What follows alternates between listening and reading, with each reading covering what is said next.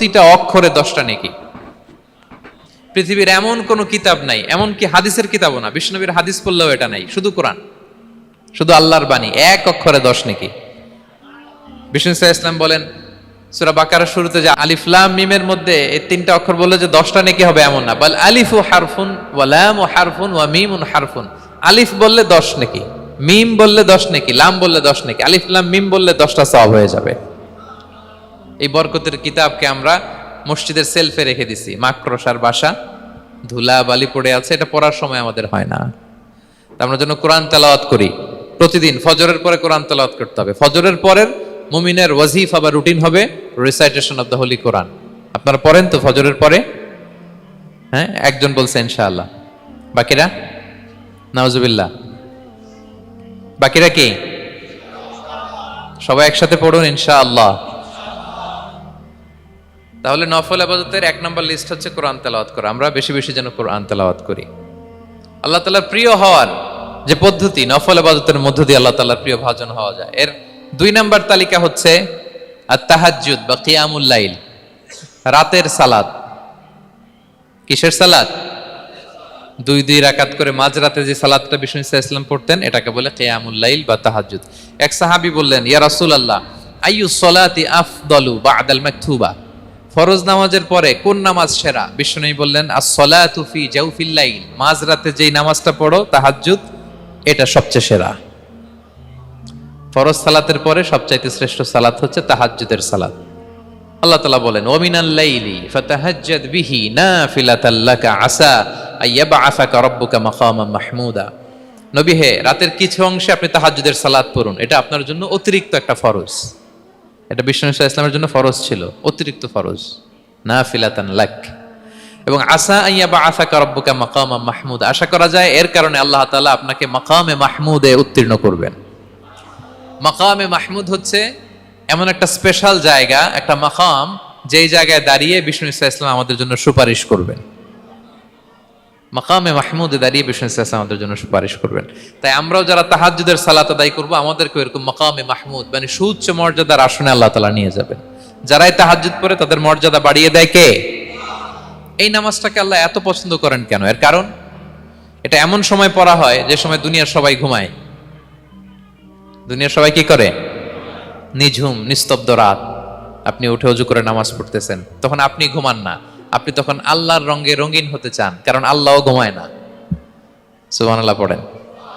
আল্লাহ বলে, লা তাখুযুহু সিনাতু ওয়ালা নাওম, never the sleep not the slumber overtakes me. আমি আল্লাহর ঘুম তো আসে না, ঘুমের আগে যে তন্দ্রা আসে ওইটাও আসে না। আরবিতে স্বাভাবিক ঘুমকে বলে নাওম। আওয়াজ করে বলেন তো, ঘুমের আরবি কি? নাওম। আর ঘুমের আগে যে একটা ডোজি ডোজি ভাব আসে, ঝিমুনি আসে, এটাকে বলে সিনা। এটার কি বলে? আল্লাহ বলে, লা তাখুযুহু সিনাতু ওয়ালা নাওম, আমি আল্লাহর ঘুম নাই, ঘুমের আগে যে তন্দ্রা আসে ওইটাও নাই। তা আপনি ওই টাইমে আল্লাহর রঙে রঙিন হতে চান, আল্লাহ ঘুমায় না, তো আপনিও ঘুমান না। ঘুমের আর একটা গভীর নাম আছে, ওটার নাম হচ্ছে হুজুদ। আওয়াজ করে বলেন তো এটার নাম? ওটা মাঝরাতে, শেষ রাতে যে একটা গভীর ঘুম আসে, এটার বলে হুজুদ। দেখবেন যে শেষ রাতে একটা এমন মজার ঘুম আসে, কম্বলটা টেনে টেনে এসিটা ছেড়ে দিয়ে আরেকটু ঘুমাইতে মনে চায়, আরেকটু আরেকটু আরেকটু ঘুমাই, এরকম একটা ঘুম আছে না? আরামের ঘুম। তো ওই আরামের মাঝরাতের গভীর ডিপ স্লিপিং, ওইটারে আরবিতে বলে হুজুদ। ওইটারে আরবিতে কি বলে? এই হুজুদের ঘুমকে স্যাক্রিফাইস করে যে নামাজটা পড়া হয় ওইটাকেই বলা হয় সলাতুল হুজুদ বা সলাতুত তাহাজ্জুদ। পড়েন সুবহানাল্লাহ। হুজুদকে স্যাক্রিফাইস করে আপনি নামাজ পড়েছেন, এজন্য এই নামাজটার নাম সলাতুল হুজুদ বা সলাতুত তাহাজ্জুদ। ওয়া মিনাল লাইলি ফাতাহাজ্জাদ বিহি নাফিলাতাল লাক আসা আইয়াবআসাকা রাব্বুকা মাকামান মাহমুদা। আপনি যদি প্রশংসার স্থানে উন্নীত হতে চান তাহলে এই রাতের সালাত পড়তে হবে। বিষ্ণু ইসলাম দীর্ঘ সময় এই কিয়ামুল লাইলটা করতেন। সেজদায় কত লম্বা ছিলেন এটা তো একটু আগেই বললাম। কত লম্বা ছিল? এক একটা সেজদায় 50টা কোরআনের আয়াত তেলাওয়াত করা যায়, এত লম্বা সময় তিনি সেজদায় থাকতেন। সুবহানাল্লাহ। আর কত দাঁড়িয়ে থাকতেন এটার বলে লাভ নেই। দাঁড়িয়ে থাকতে থাকতে থাকতে থাকতে হাত ধরে যেত, এরপরে হাত ছেড়ে দিতেন, তারপর কোরআন তেলাওয়াত করতেছেন। আবার একটু ভাল লাগলে আবার হাত বাঁধতেন। দাঁড়িয়ে থাকতে থাকতে থাকতে থাকতে হাত্তা তাতাফাত্তারা কদামা, পা দুইটা ফুলে এরকম মোটা হয়ে যেত। আম্মা জান আয়েশা বলতেন, ইয়া রাসূলুল্লাহ কদ গুফিরা লাকা মা তাকদ্দামা মিন যামবিকা ওয়া মা তাআখার, আপনার তো এমনিই গুনাহ নাই, কিন্তু আল্লাহ ঘোষণা দিয়েছে আপনার আগের পরের সব গুনাহ মাফ। তা আপনার কোনো গুনাহই নাই, আপনি এত কষ্ট কেন করেন? বিষ্ণু বলেন, ইয়া আয়েশা আফালা আকুনা আবদান শাকুরা, আমি কি শুকরগুজার বান্দাদের অন্তর্ভুক্ত হতে চাইবো না? আমি কি আল্লাহর শুকরগুজার বান্দা হতে চাইবো না? আল্লাহ আমাকে ক্ষমা করেছেন ঠিকই, কিন্তু আমার তো কিছু দায়িত্ব আছে। আমি কি নিজেকে সর্বোচ্চ ভাবে আল্লাহর কাছে পেশ করব না? সারা রাত দাঁড়িয়ে বিষ্ণু ইসলাম এরকম কিয়ামুল লাইল করতেন। তাহলে আল্লাহ তাআলার প্রিয় হওয়ার প্রফিটিক যে সাজেশন, এর একটা হচ্ছে কোরআন তেলাওয়াত করা, 2 নাম্বার হচ্ছে তাহাজ্জুদের সালাত আদায় করা। আপনারা পড়েন তো নাকি? পড়বেন প্রিয় ভাইরা। যদি নিজের সম্মানকে আল্লাহর কাছে উচ্চে তুলে ধরতে চান, যদি বিষ্ণু ইসলামের সুপারিশ চান, যদি আল্লাহ তাআলার প্রিয় ভাজন হতে চান, তাহলে তাহাজ্জুদ ইজ কম্পালসরি।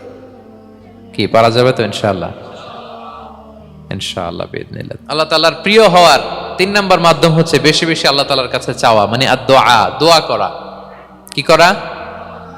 বিষ্ণু ইসলাম বলেন, আদ-দুআউ মুখুল ইবাদা, দোয়া হচ্ছে ইবাদতের নির্যাস। দোয়া কি? ইবাদতের নির্যাস।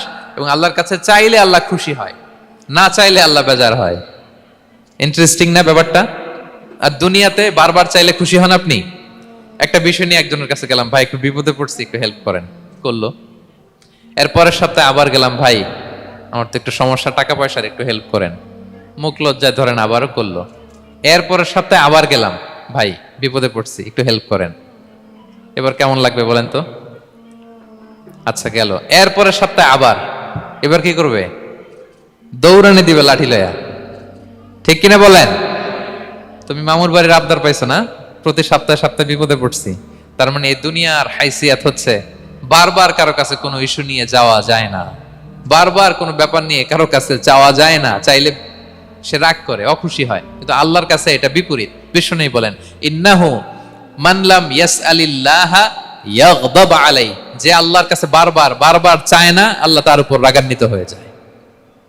আর বারবার বারবার বারবার তার কাছে চাইলে আল্লাহ তাআলা তার প্রতি খুশি হয়ে যায়। এজন্য আল্লাহ তাআলার কাছে চাইতে হবে প্রিয় ভাইয়েরা, চাইতে হবে, বিনয়ের সাথে চাইতে হবে, চোখের পানি ছেড়ে চাইতে হবে, একাগ্র চিত্তে চাইতে হবে, চাওয়ার মতো চাইতে হবে। চাওয়ার মতো চাইলে আল্লাহ দেয়। যারা চাইতে পারে আল্লাহর কাছে, তারা আল্লাহর কাছ থেকে নিয়ে ছাড়ে। দেখবেন যেই বাচ্চা কাঁদে বেশি, ওই বাচ্চাকে মা দুধ খাওয়ায় বেশি, ঠিক কিনা? আর যেটা কাঁদে টাদে না, ওইটা টেক কেয়ারও কম। যেই ফ্যামিলিতে অনেক বাচ্চা কাচ্চা, দেখবেন যেটা কাঁদে বেশি, ওইটা টেক কেয়ারও বেশি। তো আপনি যত চাইবেন আল্লাহ তাআলা তত খুশি হয় আপনার প্রতি। কিভাবে চাবো? একাগ্র চিত্তে চাইতে হবে। আমরা অনেক সময় দোয়াও করি, আবার আরেক দিকে তাকায় আছি।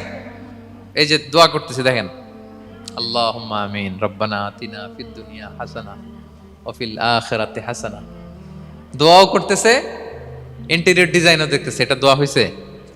কথা বলেন না কেন? দোয়া হইছে? আবার দোয়াও করতেছে, দোকানের হিসাবও মিলাইতেছে, রব্বানা আতিনা ফিদ দুনিয়া। দোয়াও চলতেছে, আর দোকানের হিসাব কিতাব যা আছে, এরকম দোয়াও আছে না নাই? এটার একটা আমি নাম দিছি, এটারে আমি বলি রোবোটিক দোয়া। মানে রোবট, আপনি একটা সিস্টেম অন করে দিবেন, ওটা করতেছে, এটার কোনো প্রাণ নাই, ওটার মধ্যে কোনো অনুভূতি নাই, কোনো রিয়েলাইজেশন নাই। এই অনুভূতিহীন দোয়া আল্লাহ কবুল করেন না।